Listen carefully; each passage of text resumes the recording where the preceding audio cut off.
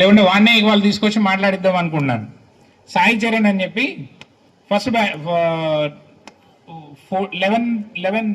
2011 batch, వాడు 10th failure, తెలుగులో failure, మళ్ళీ తెలుగులోనే ఫెయిల్ అయ్యాడు. ఫస్ట్ ఫెయిల్యూర్, ఆ ఇయర్ ఫెయిల్ అయ్యాడు, మళ్ళీ అడ్వాన్స్లో ఫెయిల్ అయ్యాడు, మళ్ళీ నెక్స్ట్ ఇయర్ ఫస్ట్ ఇయర్ అంటే అడ్వాన్స్ సప్లిమెంటరీ ఉంటుంది కదమ్మా, అప్పుడు ఫెయిల్ అయ్యాడు.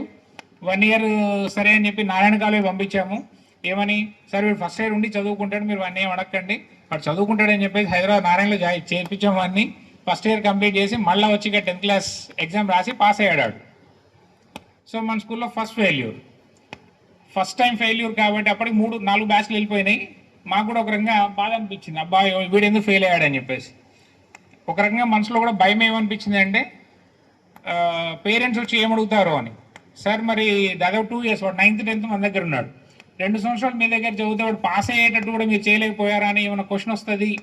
నేను మన స్టాఫ్తో కూడా అన్నాను, పేరెంట్ ఏమని అన్నా కూడా ఏం మాట్లాడకండి, ఏమి ఇబ్బంది లేదు, ఇక మనం అంటే బేర్ చేయాల్సిందే, ఎందుకంటే పేరెంట్ ఫ్రస్ట్రేషన్లో ఒక మాట అంటారు. సో మనం కూడా ఒక మాట మళ్ళీ ఎదురు మాట్లాడితే వాళ్ళకు మనకు తేడా ఉండదు, కాబట్టి ఎవరేమన్నా మీరేం మాట్లాడకండి, నా దగ్గర పంపించండి, నేను మాట్లాడతానని చెప్పేసి అన్నాను. వాళ్ళ మదర్ స్వీట్ బాక్స్ తీసుకొచ్చింది, వాళ్ళ మదర్ ఫాదర్ స్వీట్ బాక్స్ తీసుకొచ్చారు నా దగ్గరికి. తీసుకొచ్చి సార్ మా వాడు 6 ఫెయిల్ అవుతాడు అనుకున్నాము, 5 పాస్ అయ్యాడు, ఒక్కటే ఫెయిల్ అయ్యాడు, చాలా సంతోషం మాకు ఇది అని చెప్పేసి. అంటే వాడి కొద్దిగా సరే స్లో లెర్నర్ అయినా సరే వాడి దగ్గర కూర్చోబెట్టి మనం చేపించడం ఏదో ఒకటి. ఇప్పుడు వాడు చేసేటువంటి పని ఏంటి అంటే సూర్యాపేటలోనే ఉంటున్నాడు, దాదాపుగా నెలకు యావరేజ్గా 80,000 నుండి 1,00,000 రూపాయలు సంపాదించుకుంటున్నాడు. ఒకవేళ పైసలే కనుక మీరు కొలమానం అయితే చెప్తున్నాను వాడికి. నేను నేర్పింది ఏంటి అంటే శ్రమతో సర్వం సాధ్యం, ఎక్కడైనా సరే కష్టపడండిరా, కష్టపడితే మాత్రం పని అంటే కష్టపడితేనే విలువ ఉంటుంది అని చెప్పేసి నేను నేర్పాను వాడికి. వాడు అదే మాట అంటాడు ఈ రోజుకి కూడా. కారం పడతాడు, కారం అమ్ముతారు, మసాలా పొడి అమ్ముతాడు, వడ్డీ వ్యాపారం చేస్తున్నాడు. ముద్రా లోన్స్లో కూడా వాడు గవర్నమెంట్ ముద్రా లోన్స్ ఉంటాయండి, అవి ఇచ్చే దాంట్లో వాడు కూడా ఎంప్లాయీగా ఉన్నాడు. వాడు చేయని పని అంటూ లేదండి, న్యాయంగా ఏ పనైనా చేసుకుంటున్నాడు, న్యాయంగా పని చేస్తున్నాడు, సంపాదించుకుంటున్నాడు. మరి వాడిని ఇప్పుడు ఫెయిల్యూర్ అంటామా? ఇక వాడిని ఫెయిల్యూర్ అనలేం. అటువంటి పిల్లల్ని చూసిన రోజు చాలా హ్యాపీగా అనిపిస్తుంది మాకు కూడా. అఫ్కోర్స్ ఎవరైనా కావచ్చు, నా పిల్లవాడు కనుక హ్యాపీగా ఉన్నాడు అంటే చాలా సంతోషం మాకు. ఆ హ్యాపీనెస్ అనేది పైసలతో వస్తుందా దేంతో వస్తుందా అంటే ఎవరిష్టం వాళ్ళదండి. నాకు సంతోషం ఏంటి అంటే నా పిల్లవాడు హ్యాపీగా ఉంటే చాలా నాకు సంతోషం. బయట ఉన్నప్పుడు ఎవరో ఒక పిల్లోడు వచ్చేసి సార్ సో అండ్ సో నేను ఇట్లా ఈ బ్యాచ్ పిల్లోడు నేను ఈ పని చేస్తున్నా చాలా హ్యాపీగా ఉంది, స్కూల్కి వచ్చేసి ఒక్కసారి కనుక విష్ చేస్తే మాకు ఎక్కడ లేని సంతోషం ఉంటుందండి. ఎందుకంటే వీడిని నేను తయారు చేసిన పిల్లవాడు వీడు ఇంత బాగున్నాడా అని చెప్పేసి ఆ హ్యాపీనెస్సే తప్ప ఇంకా వేరే ఏం లేదమ్మా. అందుకే అంటాను మీకు కూడా ఫెయిల్యూర్ అనేటువంటి వర్డ్ ఏమీ ఉండదు. మీరు చేయాల్సినటువంటి పని ఏంటి అంటే ఆ విచక్షణ కావాలి మీకు, మంచి ఏది చెడు ఏది, బాధ్యత ఏంటి అని చెప్పేసి. ఆ బాధ్యత ఉన్నది అంటే చాలు వాడు మంచి స్టూడెంటేనమ్మా. కాబట్టి ఈ విషయం కూడా ఒకసారి జాగ్రత్తగా మీరు ఆలోచించండి, పేరెంట్స్ అయినా సరే పిల్లలైనా సరే. సో ఏది మంచి ఏది చెడు అదే మన యొక్క క్రమశిక్షణ, అంతే తప్ప సార్ కనపడగానే నమస్తే చెప్పి అబ్బా వీడేంద్ర ఇప్పుడు వచ్చిండు అని చెప్పేసి అనుకోవడం కాదు. సార్ కనపడాడంటే నమస్తే అన్నారంటే దగ్గరికి రావాలి. మీరు సార్కి నమస్తే పెట్టేసి దూరం పోవద్దు. నమస్తే పెట్టి దూరంగా పోతున్నారంటే ఇండైరెక్ట్గా దాని అర్థం ఏంటి? అవునా కాదు? కాబట్టి ఈ విషయం ఒకటి బాగా గుర్తుపెట్టుకోండి అమ్మా. సో ఇంటర్మీడియట్ అయిపోయిన తర్వాత నెక్స్ట్ ఏంటి అనేటువంటి దాంట్లో సరే ఈ విషయాలన్నీ మాకు ముందు చెప్పవచ్చు కదా అని కొంతమంది పేరెంట్స్ రైజ్ చేస్తారు. కానీ మేము ఇటువంటి విషయాలన్నీ కూడా ముందుగా పేరెంట్స్కి ఎందుకు చెప్పము అంటే చాలామంది పేరెంట్స్ 99% ఆఫ్ ది పేరెంట్స్కి ఉండేటువంటి ఉద్దేశము వాళ్ళ పిల్లవాడిని ఐఐటిఎన్గా చూడాలి అనేటువంటి ఒక ఆలోచనలోనే ఉంటారండి. ఐఐటిఎన్గానే చూడాలని ఆలోచన. సో టోటల్గా మనము ఇన్ని లక్షల మందిలో ఎంతమంది ఐఐటిఎన్స్ అవుతున్నారు అంటే కేవలం 30,000 మంది ఐఐటిఎన్స్. ఆ 30,000 మంది ఐఐటిఎన్స్లో కూడా మీరు అన్నట్టు సోకాల్డ్ జాబ్ చేసేటువంటి వాళ్ళు ఎంతమంది అంటే కేవలం 15,000. 50% of the IITians are getting the jobs. మిగిలిన 50% ఆఫ్ ఐఐటిఎన్స్ జాబ్ లేదండి. అంటే ఐఐటి వద్దని నేను అంటలేదు, ఐఐటి మంచిదే, కాకుంటే కేవలం ఐఐటి మాత్రమే ఎయిమ్గా పెట్టుకోకండి. ఎబిలిటీ ఉన్నటువంటి పిల్లలు ఐఐటీస్లో జాయిన్ కాండి. మంచి ఎడ్యుకేషన్ని ఎంజాయ్ చేయాలంటే ఐఐటీస్ చేసుకోవాల్సిందే. కానీ బియాండ్ ఐఐటీస్ చాలా ఉన్నాయండి కోర్సెస్.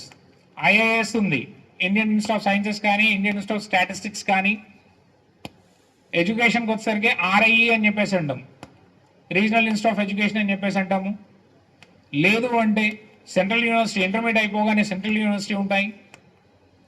మీకు 10th క్లాస్ అయిపోయిన తర్వాత ఏ కోర్సెస్కి అవకాశాలు ఏంటి ఉన్నాయన్నీ కూడా మీకు ఒక ప్రొఫార్మా ఇస్తాను, నేను మీకు టెలిగ్రామ్లో పెట్టేస్తాను. కాబట్టి ఓన్లీ ఐఐటీస్ అనేటువంటి ఉద్దేశంతో పోకండి. ఐఐటీస్ కాకుండా చాలా అవకాశాలు ఉన్నాయి, ఆ అవకాశాలని తెచ్చుకోవడానికి ట్రై చేయండి.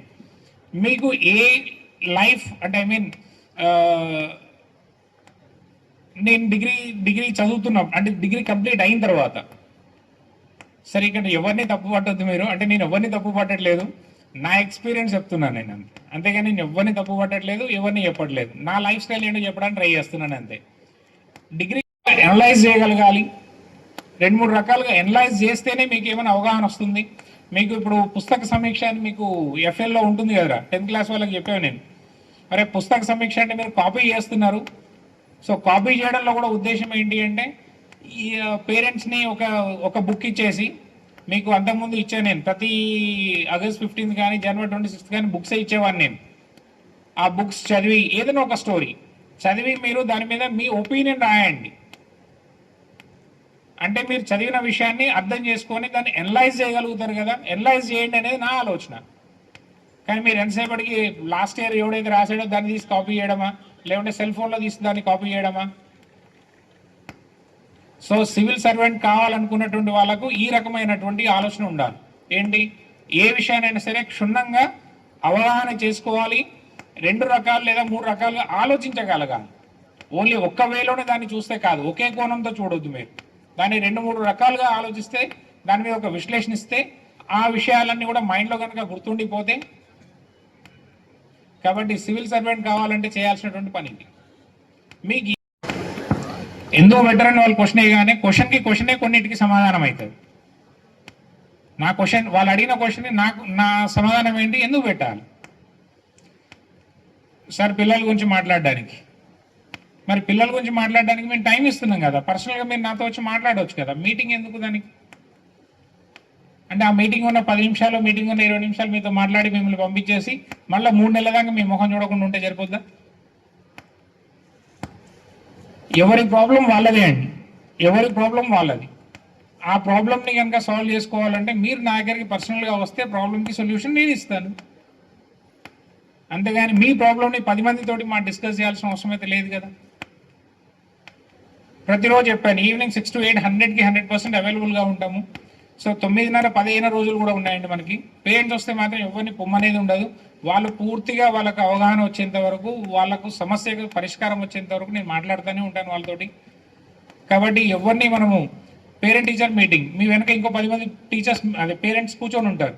మీరు నాతో మాట్లాడడానికి ఎంతసేపు 2 నిమిషాల టైం, అరే మీరు వెళ్ళండి వేరే వాళ్ళు రావాలంటాం. అంతేగాని మీతో పూర్తిగా మీ పిల్లవాడి యొక్క సమస్య పూర్తిగా తీరేంత వరకు మేము మాట్లాడగలుగుతామంటే మాట్లాడలేము.